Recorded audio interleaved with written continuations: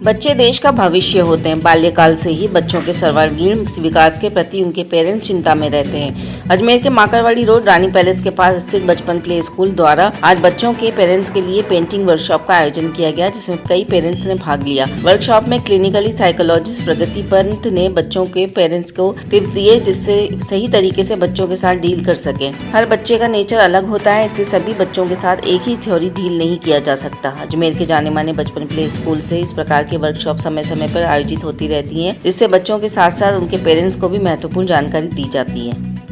ठीक है, नमस्ते, मेरा नाम है प्रगति पंत और आज बचपन प्ले स्कूल ने ये वर्कशॉप पेरेंटिंग पे आयोजित की थी, जिसमें जो मेन रीज़न था इसका वो ये था कि पेरेंटिंग में आपको एक परफेक्ट पेरेंट नहीं बनना है, आपको बस एक प्रेजेंट पेरेंट बनना है। और आज जितना रिस्पॉन्स रहा और जितने लोग आए उन्होंने ये बात प्रूव कर दी। तो काफ़ी जो चीज़ें होती है पेरेंटिंग की, वो यूजुअली इंस्टिंक्ट्स के बेसिस पे होती है, जो ऑलरेडी एक पेरेंट को पता होती है।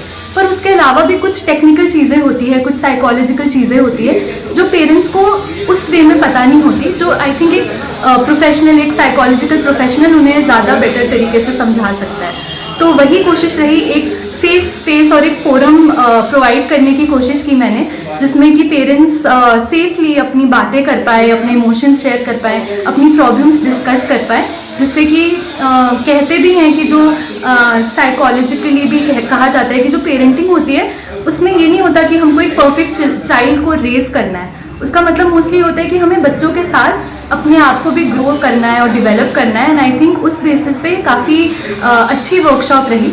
और मुझे ये भी लगता है कि बचपन प्ले स्कूल का ये जो इनिशिएटिव था ये बहुत ही अच्छा था कि उन्होंने मुझे यहाँ बुलाया, उन्होंने एक साइकोलॉजिस्ट को यहाँ पे बुलाया एंड उन्होंने इस बारे में बात की, क्योंकि ये बहुत इम्पॉर्टेंट होता है कि एक टेक्निकल और एक प्रोफेशनल अप्रोच टुवर्ड्स पेरेंटिंग भी पेरेंट्स को प्रोवाइड किया जाए। मैम, पेरेंट्स के नॉर्मली कौन कौन से क्वेश्चंस थे जिनका आंसर आपने दिया? तो मोस्टली जो पेरेंट्स थे उन्होंने टैंट्रम्स को एड्रेस किया कि बहुत बार ऐसा होता है कि जब बच्चों की बातें नहीं मानी जाती तो वो टैंट्रम्स थ्रो कर देते हैं। और भी बहुत सारे क्वेश्चंस थे जिसमें था कि बच्चे हमारी बात नहीं सुनते हैं, बच्चे बात नहीं मानते हैं। तो उसका जो मेन रीज़न होता है मेरे ख्याल से वो ये होता है कि बच्चों में ना इम्पल्स कंट्रोल नहीं होती है। हमको ऐसा लगता है कि बच्चे हमारी बात नहीं मान रहे हैं, बच्चे ठीक से बात नहीं कर रहे हैं, बच्चे रिस्पेक्ट नहीं कर रहे हैं, बट सही मायने में तो ये बात होती है कि उनमें इम्पल्स कंट्रोल ही नहीं होता है। इस टाइम पे उनका जो फ्रंटल लोब होता है वो इतने अच्छे से डिवेलप्ड ही नहीं होता है कि उनको समझ आ पाए कि क्या सही है क्या गलत है। तो इसके लिए 3 टेक्निक्स होती हैं जो कि मैंने अच्छे से इसको समझाई थी, पर मैं 3 फिर भी आपके साथ शेयर कर देती हूँ। एक होती है कि हमें एक्नॉलेज करनी है उनकी फीलिंग्स, इन द सेंस कि हमें बिहेवियर को कभी एक्नॉलेज नहीं करना है। बिहेवियर हमेशा रॉन्ग होता है, पर जो फीलिंग्स बच्चों की होती है वो हमेशा एक्नॉलेज जानी चाहिए।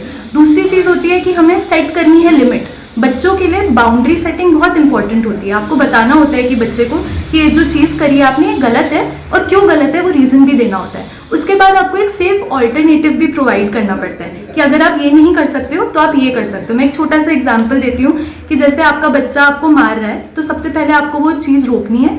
आपको बोलना है कि मैं समझ रही हूँ कि आप फ्रस्ट्रेटेड हो इसलिए आपने मम्मी को मारा, पर मारना बहुत गलत होता है, मारना सही नहीं होता है। अगर आप मारते हो तो आपके हाथ में भी दर्द होता है और दूसरे इंसान को भी दर्द होता है। पर अभी मेरे पास एक कुशन है, आप इस कुशन में मार दो और अपना गुस्सा निकालो।